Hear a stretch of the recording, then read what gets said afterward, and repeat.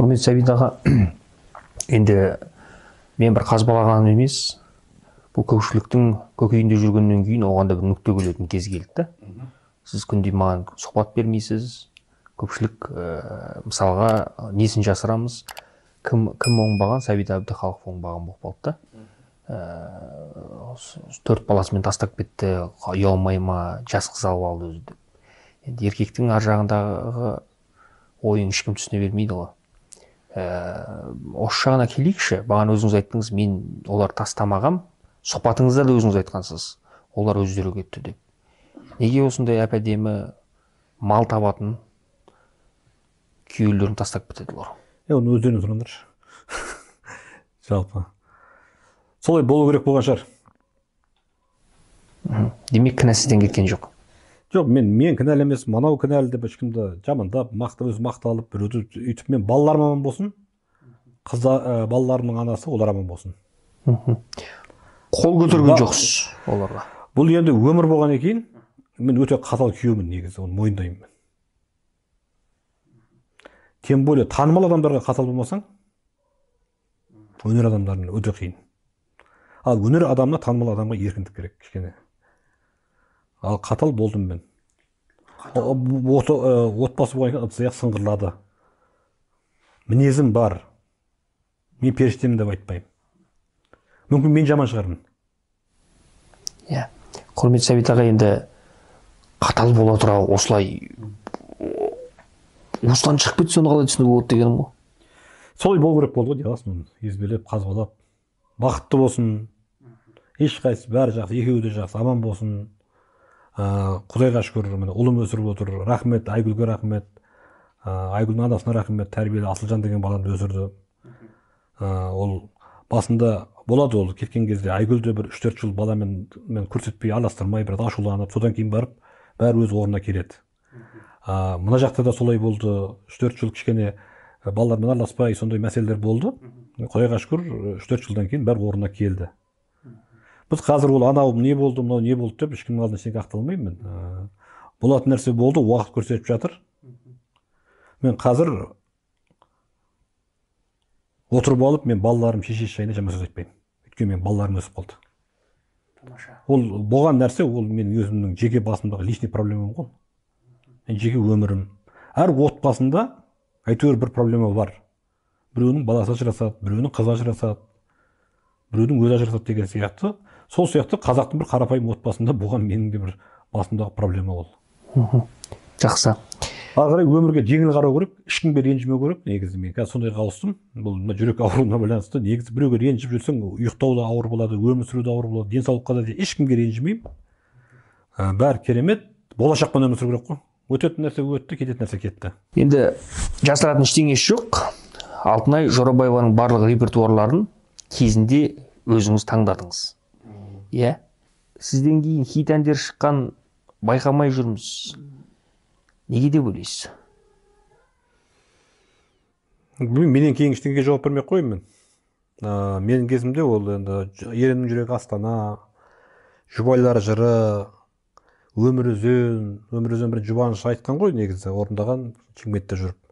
Сол кассетасын тыңдап, мына әнді орындайсың, бұл жақсы ән болады деген, жұбаныш айтып қой деген сияқты жоқ. Гүлмира Ақырбеков орындап жүрді, айтылып жүрген ән ғой деген сияқты, жоқ бұл ән хит болады деп мен Қайрат Жәнібеков марқұммен аранжировкасын жасатып, менде интуиция болатын. Мына ән хит болады, мына болмайды, мына былай болады деген. Бірақ кей кезде қателесетінмін. Негізгі хиттардың бәрін, елге танымал болған әндердің бәрін мен таңдадым. Өзіңіз таңдадыңыз. Жалпы бұл репертуармен таңдайтын, негізі арасында қателескен кездер де болды. 2005 жылын еске түсірейікші. Славянский базарға Алтынай ханымды Латвияға дейін апардыңыз. Ақшта өткен дүбірлі додаға да бардыңыздар. Ірі бағанағы додаларға өзіңіз сүйреп апарғаныңызды көпшілік білет деген ойдамын.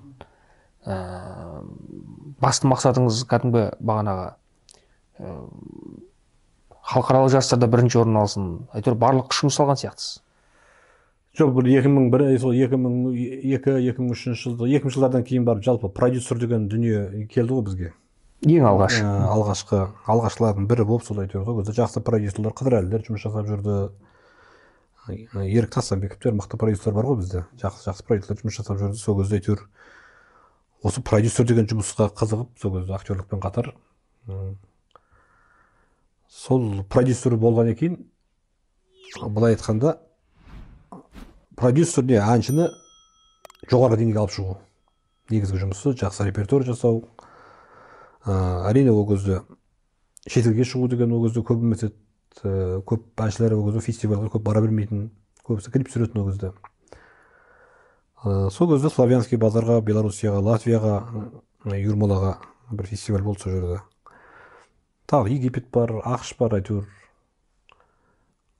жұмыс жасадық қой. Барлығын өзіңіз нөлден бастадыңыз. Қателеспесем, 2018 жылы мына үйіңізді бітіріп кірдіңіз осы жерге. Сонда сіз барлық мүліктеріңіздің барлығын, алдында қателеспесем, жоғары жақта үйіңіз болған, пәтерлеріңіз болған, оның барлығын Алтынай ханымға тапсырып кеттіңіз ба? Жоқ, енді бір үй болды, енді жалпы енді отбасының үйі ғой, енді жалпы. Отбасымыздың үйі болғаннан кейін үлкен қызыма жазып бердім. Өзіңіз далада қалдыңыз?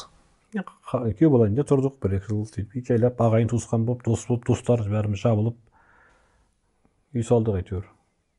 Жақсы бәрі нормально. Мына кезде еске түсірейікші, сіз қиналған уақытта қол ұшын созған достарыңыз көп болды ма, әлде олар теріс бұрылып кетті? Жоқ, Құдайға шүкір. Достарым бәрі қасымда болды. Қасымда болды. Үлкен кәсіпкер достарым. Былай айтқанда, мына үйді менің кәсіпкер достарым салып берді. Өздері салып берді. Қарындасыңыздың үйінде 2 жыл тұрыпсыз. Сол кезге бір тоқталайықшы. Яғни бағанағы Сәбит Әбдіхалықов деген, енді өзіңіз білесіз ғой, енді аға, ол кісінің аты дардай, сондай мықты өзіміздің елімізде орны жөні бар азамат. Енді 2 жыл отырып қалған кезде қасыңызға кімдер келді, кімдер табылды, соларды ашып айтсаңыз. Жалпы осы мен негізі сол кезде енді Мүсіреп театрында басшымын ғой, сол көбіне жұмысты, сол жұмыс мені негізі, сол ұжым болды қасымда. Жұмысқа көңіл бөлдім. Ұжым ғана?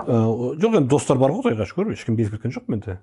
Негізі мен ол кезде көбіне жұмыспен, жаңағы балуан шолақта тұрдық, сол кезде өзімнің бүкіл көңілімді неге жұмысқа салып жібердім болды. Достарым ешкіммен амандаспай қойған жоқ, бетімнен безіп. Бәрі жақсы, Аллаға шүкір. Мынау телефонның кей кезде анау бір шаруамен біреулерге звондайсың ғой, таныстарға. Сол кезде қазір телефон көтермей қалады кей кезде. Сол бір тапсырма айтсаң, өтініш айтсаң орындағысы келмейді. Қазір енді бұрынғыдай емессің ғой.